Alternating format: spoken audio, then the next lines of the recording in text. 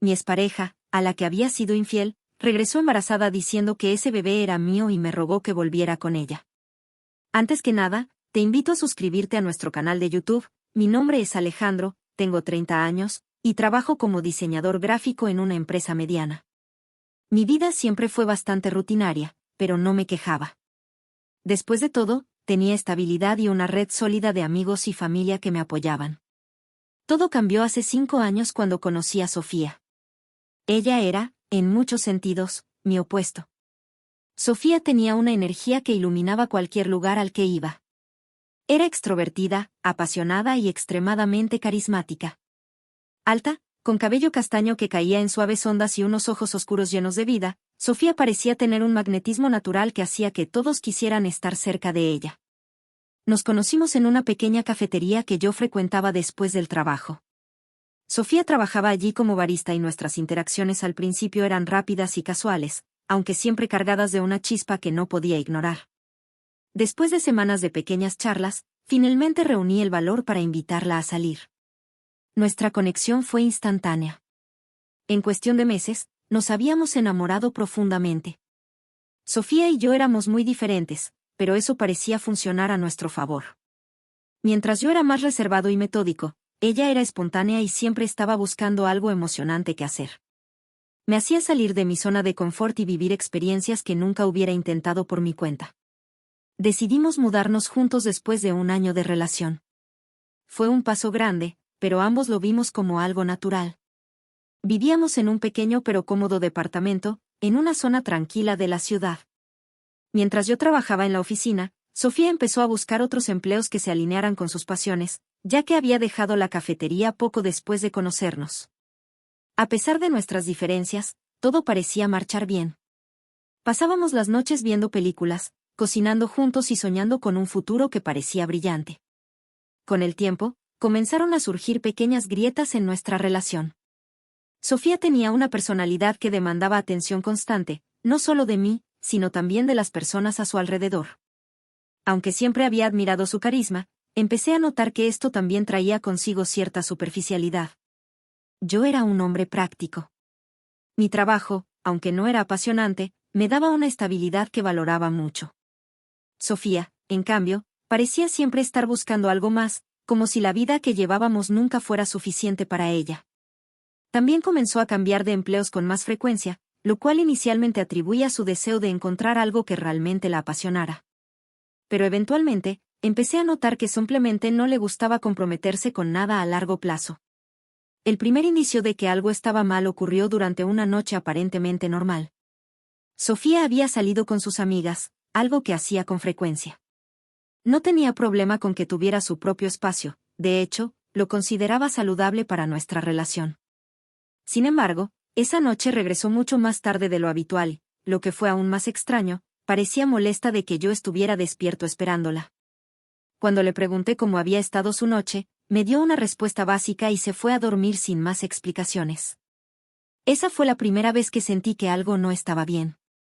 Pero decidí no pensar demasiado en ello. Después de todo, ¿qué relación no tiene sus altibajos? Con el tiempo, las señales se hicieron más evidentes. Sofía comenzó a pasar más tiempo fuera de casa, siempre con excusas vagas sobre reuniones con amigas o eventos de trabajo.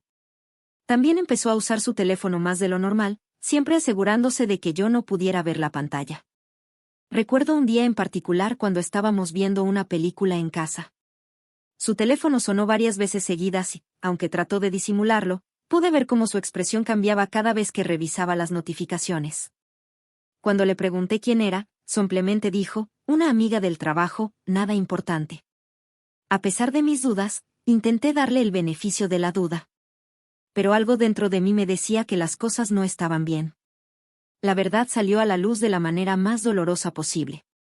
Un amigo en común me envió un mensaje diciéndome que había visto a Sofía en un restaurante con nuestro vecino, Emiliano. Según él, parecían muy cercanos, demasiado como para ser solo amigos. Al principio, no quería creerlo. Emiliano era alguien con quien apenas cruzaba palabras. Vivía solo en el departamento al lado del nuestro y, aunque había tenido algunas conversaciones casuales con él, nunca lo vi como una amenaza. Esa noche, cuando Sofía llegó a casa, decidí confrontarla.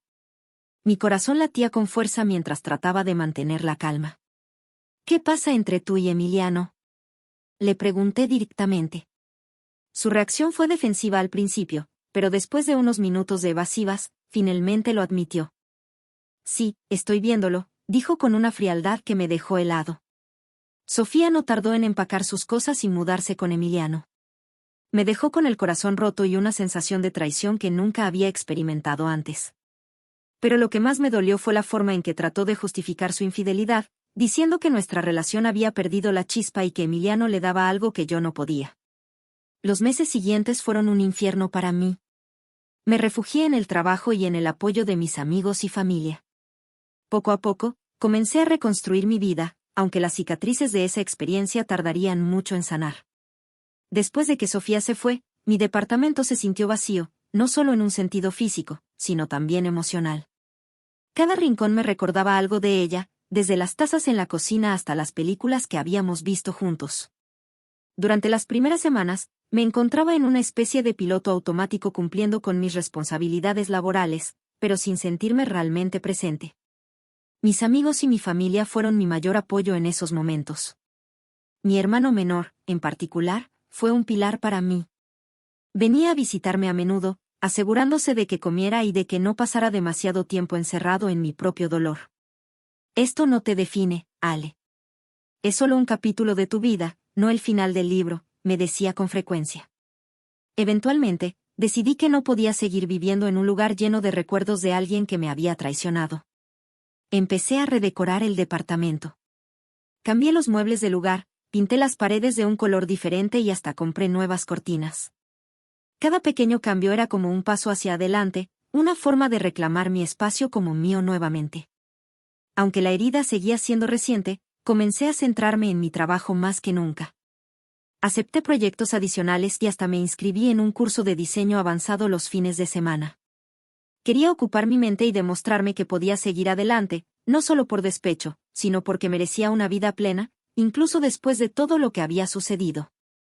Los meses pasaron y aunque todavía había días en los que sentía una punzada de tristeza al recordar lo que había sucedido, también había momentos de genuina felicidad.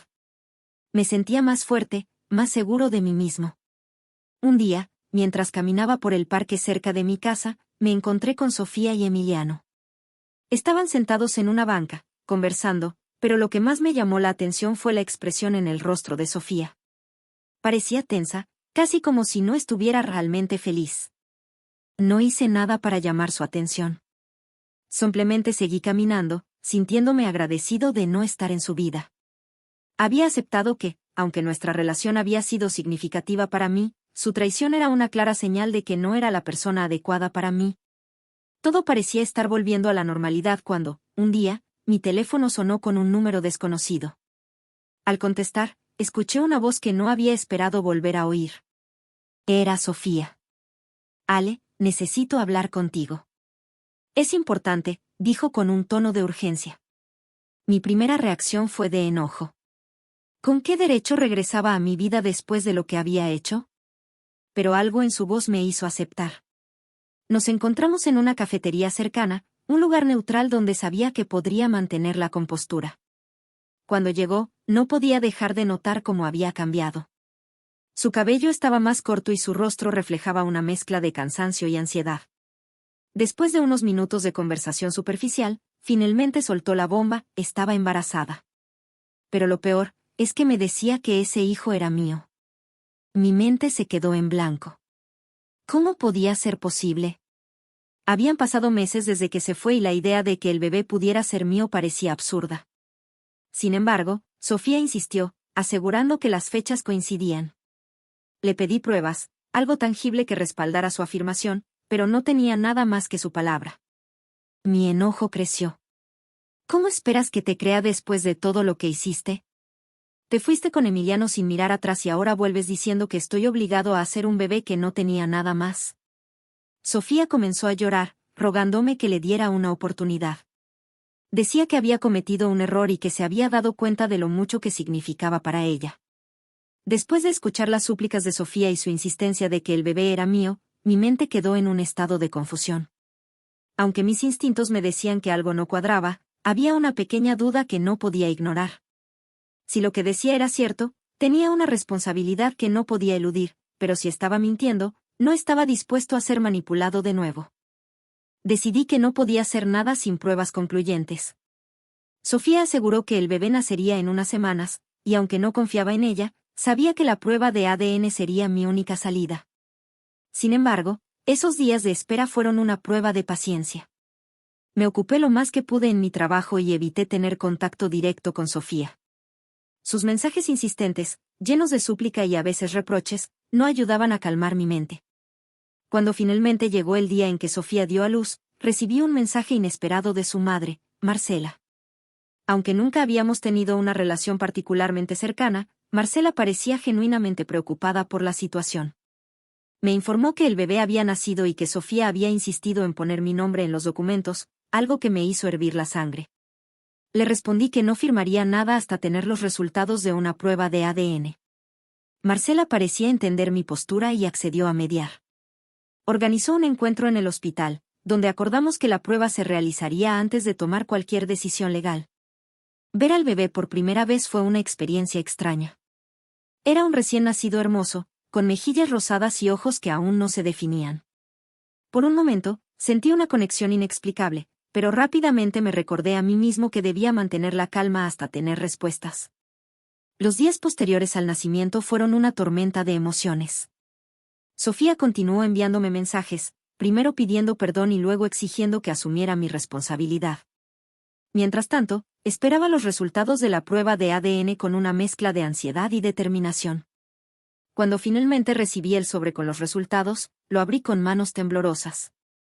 Al leer las palabras impresas, sentí una mezcla de alivio y furia, el bebé no era mío. La confirmación me dio una sensación de cierre, pero también de indignación. Sofía había intentado manipularme en un momento tan vulnerable, usando un niño inocente como una herramienta para sus propios fines. Decidí enfrentarla por última vez, no para escuchar sus excusas, sino para dejar claro que no permitiría que volviera a jugar conmigo. En nuestra reunión, llevé una copia de los resultados y se los mostré. Sofía parecía sorprendida al principio, pero luego su actitud cambió a una mezcla de vergüenza y arrogancia. Lo hice porque no tenía a nadie más. Emiliano no quiere saber nada del bebé y pensé que tú serías la mejor opción, confesó, sin mostrar un verdadero remordimiento. No tienes idea de lo cruel que fue lo que hiciste, le respondí con firmeza. Usaste la vida de este niño como un arma, y eso es imperdonable. No quiero volver a saber nada de ti. Después de ese último encuentro, tomé medidas para protegerme. Contraté a un abogado para asegurarme de que no pudiera intentar involucrarme legalmente en el futuro. Cambié mi número de teléfono y bloqueé cualquier medio por el que pudiera contactarme. El tiempo pasó, y con él, la herida comenzó a sanar. Mis amigos y mi familia, quienes habían estado a mi lado durante todo este proceso, me ayudaron a recuperar mi confianza y a recordar que merecía algo mejor. Sofía quedó en el pasado, y aunque su engaño dejó una marca, me esforcé por no dejar que definiera mi futuro. Me concentré en mi carrera, retomé mis hobbies y, poco a poco, me abría la posibilidad de volver a confiar en alguien.